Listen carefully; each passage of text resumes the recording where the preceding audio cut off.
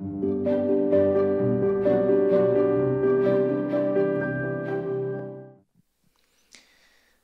에스더서를 마지막으로 보면서 사람과 어떤 민족이 하나님 앞에 올바로 선다는 것이 무엇인지를 한번 보기를 원합니다.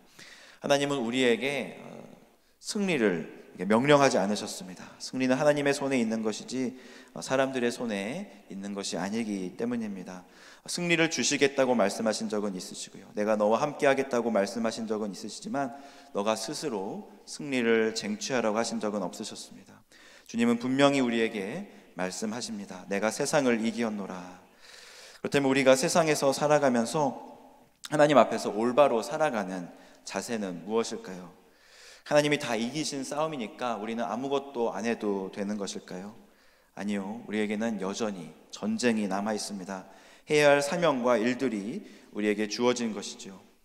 하나님의 비전이 우리의 비전이 된다면 우리는 결코 게으르게 우리의 시간과 우리의 재능을 땅에 묻어두지는 않을 것입니다. 그렇다면 우리가 감당해야 할 전쟁은 무엇이겠습니까? 그것은 지키는 전쟁입니다. 하나님의 말씀을 우리의 삶 속에서 지켜내는 전쟁이고요, 하나님의 말씀을 우리의 삶 속에 기록하고 또 기억하는 전쟁입니다. 하나님이 우리에게 주신 은혜가 있는데요, 이 은혜를 그저 흘려보내는, 그냥 없애버리는 것이 아니라 마음속에 새기고 그분의 말씀대로 살겠노라 마음을 정하는 이 전쟁이 우리 앞에 놓여져 있다는 것입니다. 나는 결단을 하지만 매번 넘어지는데요, 괜찮습니다. 결단을 하는 것이 중요합니다. 하지만 자꾸 같은 일에 넘어지고 그 일로 인하여서 우리의 마음이 무너진다면 말씀 앞에서, 주님 앞에서 변화되어야 할 부분이 있지는 않는지 돌아보시면 됩니다. 에스더서 다음에 욥기가 나오는데 시간적으로는 욥이 먼저 등장한 인물이지만 에스더서 마지막에 나오는 이 지켜냄이라는 주제가 자연스럽게 욥기로 넘어가는 것 같습니다.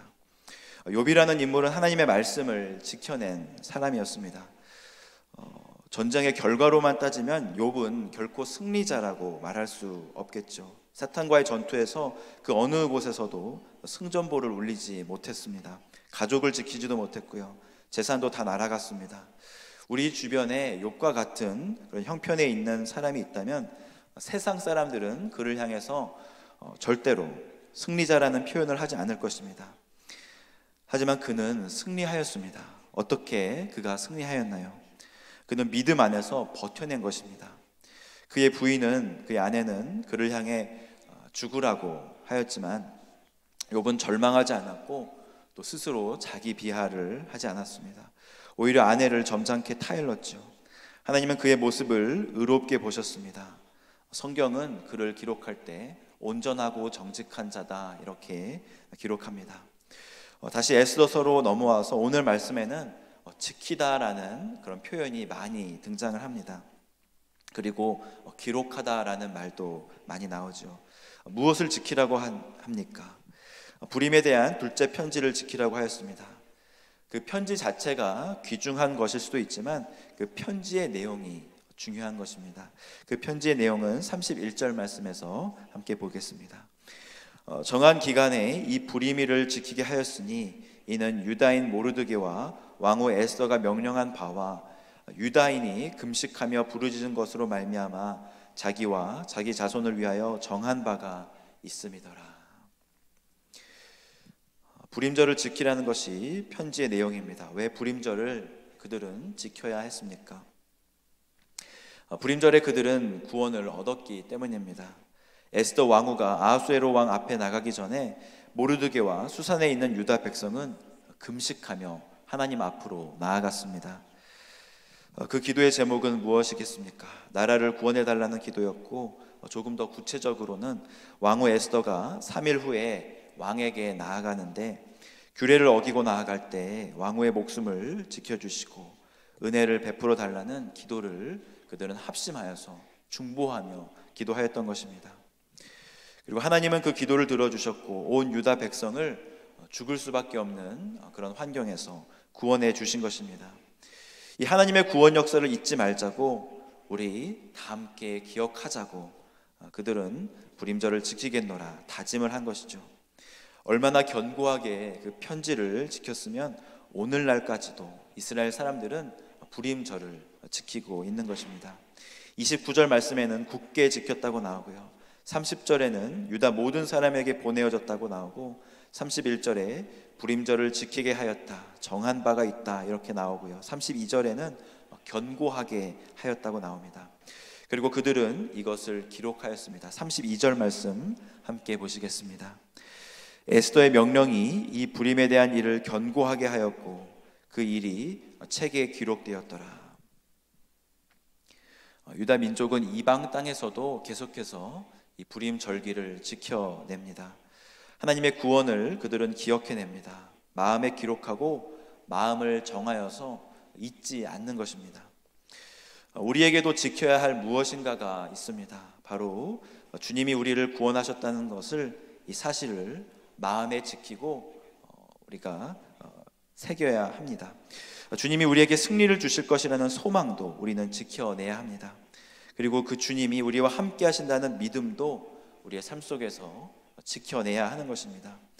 하나님이 나를 사랑하신다는 그 사랑도 잊어서는 안 됩니다. 굳게 지켜야 하고요, 견고하게 지켜내야 합니다.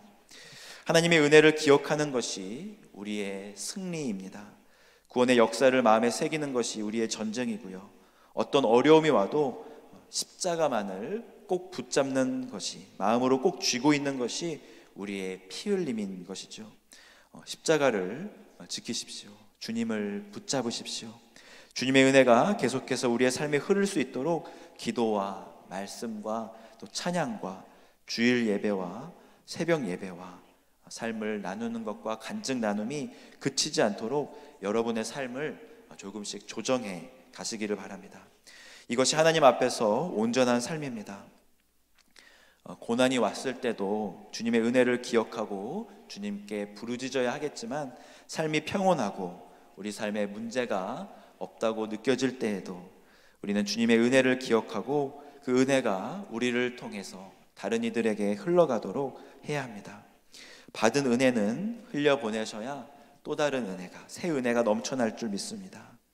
모르드게는 아하수에로 왕 다음가는 페르시아의 2인자가 되었고 존경을 받았으나 그 초심을 잃지 않았으며 받은 은혜를 나누는 자로 살아갔습니다. 10장 3절 말씀 함께 보시겠습니다.